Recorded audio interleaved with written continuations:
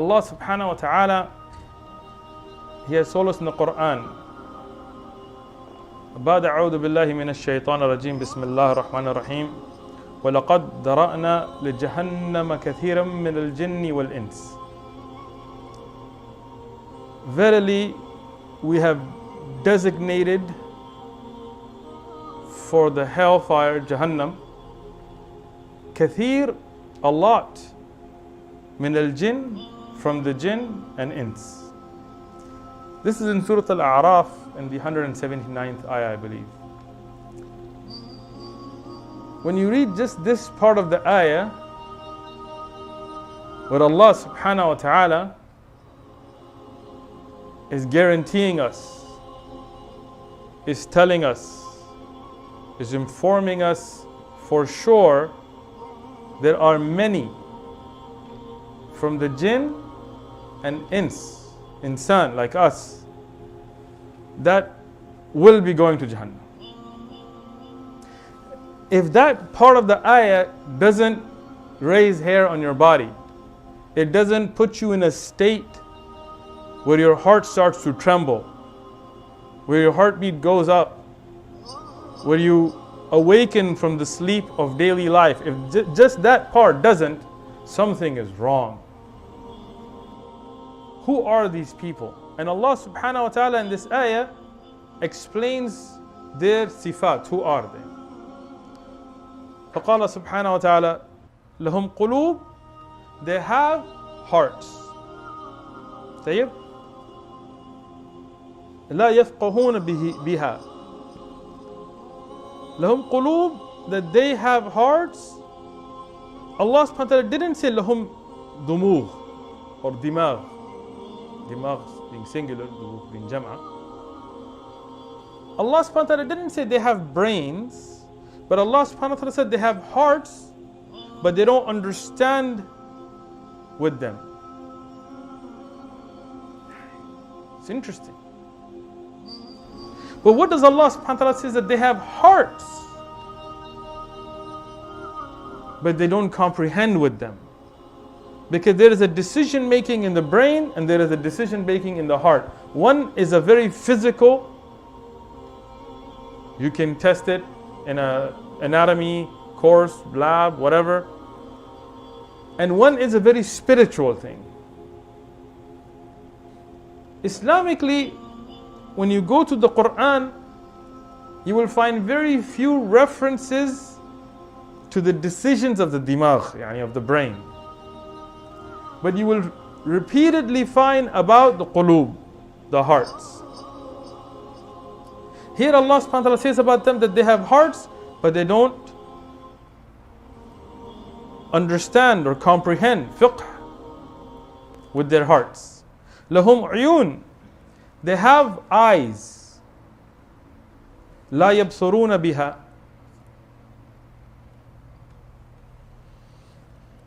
they have eyes, but they don't see with them.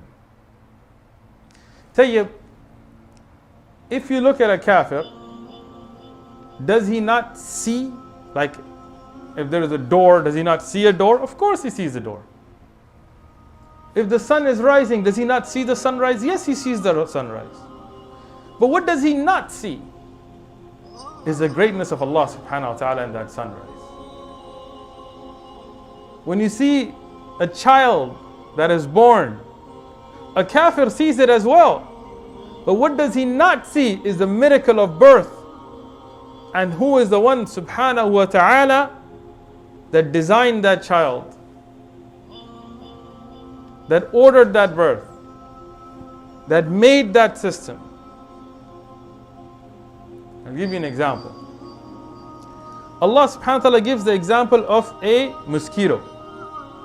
But those of you who have studied in colleges and things, universities or whatever, about the mosquito. The mosquito comes and sits, but it has special fibers, whatever, on its feet that you don't feel it. Otherwise, like if some other bug crawls on you, you feel it immediately, it's dead. So it sits, but it sits with such technology that you don't feel it. Then the female mosquito needs your blood, right? For fertilization, give nutrition to its egg. So what does it do? The mosquito, it injects first, not its injecting tube thingy, no. First, it numbs it. It injects a spray, a liquid, and correct me from the brothers who know more than me on this, to numb temporarily the area where it's going to inject you. So when it stings you and takes out the blood, it doesn't actually, you don't feel it at that time. Otherwise, right, when it bit you or stung you, you would feel it, immediately you would kill it. No, it takes that blood. Then when it's gone and the effect goes away, then you feel that itch. And then you're looking around, who bit me? Right? So a kafir sees this as well. This whole system, this whole process. But what does the kafir not see is who designed that. What does his heart not comprehend is who developed that. How could that be with just a series of accidents? How could that be at random? How could that be without a creator, without a developer? This is the kafir. And Allah subhanahu wa ta'ala continues, وَلَهُمْ أَذَانٌ, يعني they have ears, لَا يَسْمَعُونَ بِهَا, but they don't hear with it. In this dunya, Allah subhanahu wa ta'ala has fulfilled the hujjah on insan for the haqq. Allah subhanahu wa ta'ala sent Adam alayhi salam to this dunya. And if we only had our basic intellect, fitra, intelligence, it would have been enough for us to realize that there is a creator. And there is only one creator. But Allah subhanahu wa ta'ala sent Anbiya, the first messenger, Rasul, after Adam alayhi salam being Nuh alayhi salam, and then continuously one after the other. All the way when we go into Ibrahim alayhi salam and Yaqub alayhi salam and Ishaq alayhi salam and Yusuf alayhi salam and Musa alayhi salam and Dawud alayhi salam, one after the other, and they spoke to their nations and they showed them miracles, and everybody physically heard them. But only the ones who had that love for guidance in their heart listened to them.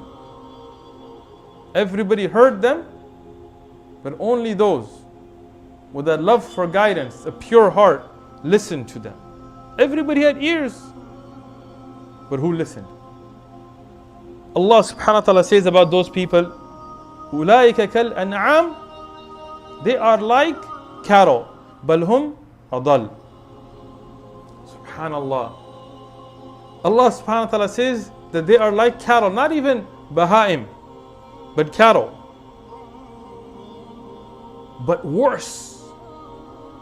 They are worse than cattle. But what does Allah subhanahu wa ta'ala say about them? أُولَٰئِكَ هُمُ الْغَافِلُونَ. Verily, they are the ones who are heedless. So ask Allah subhanahu wa ta'ala not to make us from the ghafilun.